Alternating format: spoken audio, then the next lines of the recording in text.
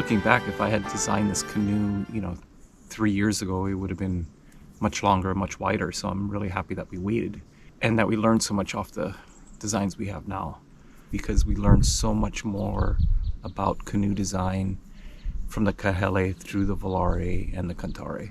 The Kahele was the first boat that we made that was shorter, that was really, I think, hard to be accepted into the market. It took a while because everybody believed that you needed a longer water line or a longer canoe to go fast. And we got really good numbers on the Kahele. It took a while before people really, I feel, accepted it. But once it was accepted, it took off, especially with the smaller people. And then, we went to the Ballare, which we kept short, and we learned that canoe, surfs amazing, really fast in the flat, and is shorter. And then we went to the Cantare with, even shorter than that, low volume, and basically all the things nobody, or even myself, thought would work over time. And as we learned more and more about resistance and wetted surface area and not needing all that volume. I mean, one of the things I always think about is, so you have a 22-foot door, it doesn't mean it's going to be fast. The Ballare, which means to dance, and the reason we named it Ballare was because when you look at team boats, or at least when I look at team boats in coaching, if you dance together, you get results. And I kind of look at it as if you're out there doing the waltz or something, and one person's doing something different than the other, it doesn't work. When you're in a team boat and a canoe, you're basically dancing with the other person.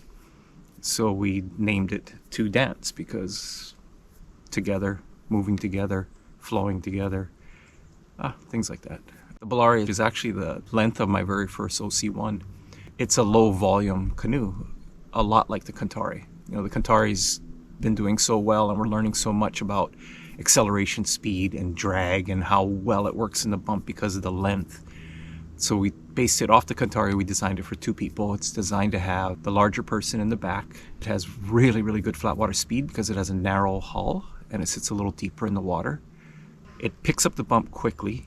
It's super maneuverable, almost like a one-man. But when you get on a bump, it carries really far. I mean, you're sitting for extremely long time, which is great for me because I'm a lazy paddler. And most people that try this canoe come out with a pretty big smile on their face, saying, wow, this has been really fun. We're hearing it's comfortable. I can get the blade close to the boat because the hull's not too wide. It gets on the bump quick. It's maneuverable. It jumps over easy. And then, my favorite thing is being able to get on a bump and just sit there and connect and kind of what I call keeping it in the pit, which, we see in Hawaii and around Maika'i and Maika'i, but we just had a really fun time at the gorge with this canoe, especially in Swell City. You drop into something steep and a really big trough, and you sit there and you're thinking, I'm not getting a workout right now, and it's pretty fun.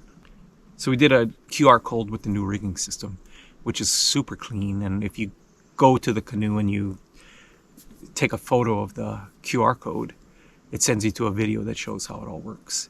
It's fast, it's light. We do pro models in this. I think they're coming out around 24, 25 pounds, which is not much heavier than a one-man. One of the really cool things that we're going to see is it's an amazing teaching tool. When I go coach someone from a motorboat from the outside, I'm looking at what they're doing and I'm kind of trying to have an idea of what they're feeling. I get in a two-man with someone and I can tell where their power point is. So when you coach someone, you're not only coaching their mechanics or trying to teach them something, you're understanding what they're doing exactly at what point in the water. So the two-man is a really good tool for that.